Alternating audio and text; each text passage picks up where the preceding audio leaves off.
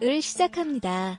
안녕하세요. 저는 결혼한 지 2년 된 20대 후반 유부녀입니다. 말 못할 고민이 있어서 이렇게 사연을 보내게 되었습니다. 어릴 때부터 알고 지냈던 동네 오빠가 있었습니다. 한 동네에서 자랐기 때문에 그 오빠네 부모님과 1살 어린 오빠의 동생하고도 잘 알고 지냈습니다. 작은 시골 마을이었기 때문에 셋이서 같이 놀면서 어린 시절을 보냈습니다. 성인이 되어 각자 다른 곳에서 살게 되었지만 한두 달에 한 번씩 볼 만큼 자주 연락하면서 지냈습니다. 20대 중반쯤 되었을 때 그 오빠에게 뜬금없이 고백을 받았습니다. 오랜 시간을 같이 보내서 가족 같은 마음으로 사랑하는 것일 뿐 이성으로서의 마음은 들지 않는다면서 몇 번이나 거절을 하였습니다. 하지만 그때마다 괜찮다면서 오히려 무거워질 수 있는 분위기도 편하게 만들어 주었습니다. 그러던 어느 날 제가 살고 있던 원룸의 강도가 들어서 난장판이 된 적이 있었습니다. 어지럽혀진 집을 보니 머리가 멍해졌습니다. 이러지도 저러지도 못하고 있던 중에 그 오빠에게 도와달라며 연락을 하였고, 제법 먼 거리에 살고 있던 오빠는 삽신분도 안 돼서 저에게 와주었습니다. 오자마자 제 안부를 묻고는 저를 꼭 안아주었습니다. 참고 있던 눈물이 펑펑 쏟아졌고, 그런 저를 달래주면서 오빠는 경찰에 신고도 하고 집 정리도 해주었습니다. 어느 정도 정리가 일처리가 끝난 후에 집에 가려는 오빠에게 혼자 있는 것도, 이 집에 있는 것도 무섭다면서 오빠네 집으로 가면 안 되냐고 물었고, 그렇게 같이 오빠네 집으로 가게 되었습니다. 그때까지만 해도 오빠는 마은평대 아파트에서 혼자 살고 있었습니다. 처음 가보는 오빠 집에 나름 놀랐습니다. 남자 혼자 사는 집인데 제 원룸보다 깨끗하고 정리도 잘 되어 있었습니다. 씻고 나와서 자려고 하는데 잠이 잘 안 오는 것이었습니다. 너무 놀라서 그런지 가슴도 진정이 되지 않았고요. 가볍게 술을 한 잔 먹고 자려고 부엌으로 갔더니 이미 오빠가 술을 마시고 있었습니다. 그렇게 오빠와 술을 마시며 이런저런 대화를 나누다가 그날도 고백을 받았습니다. 그런데 그날따라 그 고백이 나쁘지 않았습니다. 한 걸음에 달려와 안아주었던 그 따뜻함이 너무 좋았습니다. 그렇게 저희는 2년의 연애 후에 결혼을 하게 되었습니다. 결혼한 지 2년이 된 지금도 연애 초기의 달달함과 애틋함을 가지고 지내고 있습니다. 이런 행복한 순간에 임신까지 하였는데 말 못한 고민이 무엇이냐고요? 그것은 그 아이가 아빠가 누구인지 모른다는 것입니다. 결혼을 몇 달 전에 오빠네 집에 갑자기 오빠 동생도 같이 살게 되었습니다. 그 집이 오빠네 부모님께서 해주신 집이었고, 오빠 동생이 근처로 직장을 이전하면서 함께 살게 되었습니다. 결혼 이후에 그 집에서 신혼을 보낼 예정이어서 가정과 가구 인테리어까지 모두 완료했습니다.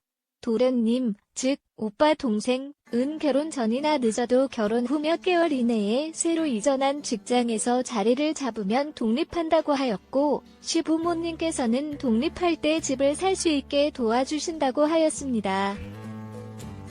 하지만 얼마 다니지 못하고 퇴사하였고, 독립은커녕 시골 시댁으로 돌아가지도 않은 채 지금까지 함께 살고 있습니다. 중간중간 새로운 직장에 취업하기는 했지만 가는 곳마다 오래 머무르지 못하고 나왔습니다.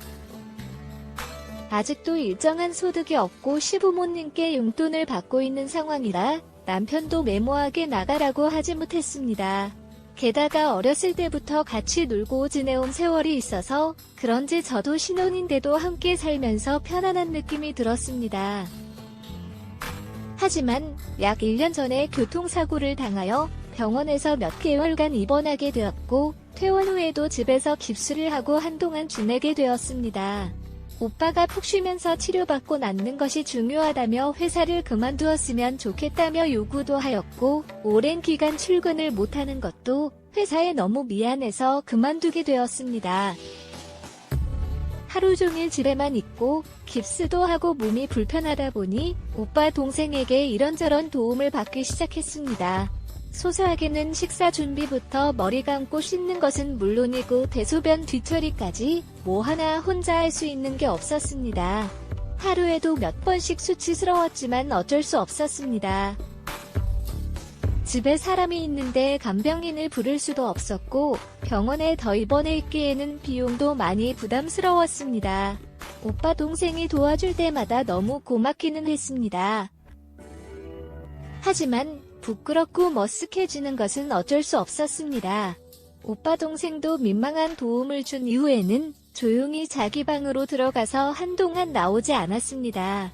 더운 날에도 비가 많이 오는 날에도 몸이 불편한 저를 데리고 같이 재활치료센터도 다니면서 오빠 동생이 고생을 참 많이 하였습니다. 너무 고맙고 그 전보다 더 가까워졌습니다. 그날도 제가 소변을 본 후에 민망한 뒤처리 도움을 받고 있는데 오빠 동생의 신체적인 변화를 보게 되었습니다. 그날따라 너무 민망했는지 후딱 본인 방으로 들어가 버렸습니다. 저도 민망해서 한참을 멍하게 있었는데 또 아무렇지 않다는 듯이 방에서 나와서는 거실에서 TV를 보는 것이었습니다.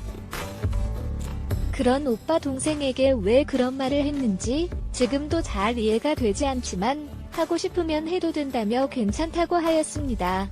다만 오빠한테는 비밀을 지켜달라고 하였습니다. 뭔 소리냐며 이상한 소리 하지 말라며 거절하는 것 같아서 제 방에 들어가려고 하는데 휠체어에 앉아있는 저를 번쩍 들어서 자기 방으로 저를 데리고 가는 것이었습니다.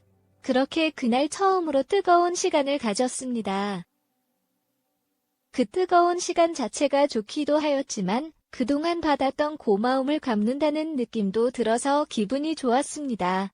그렇게 몸의 대화를 나누던 것이 깁스도 풀고 어느 정도 몸이 다 회복이 되어서도 이어졌습니다.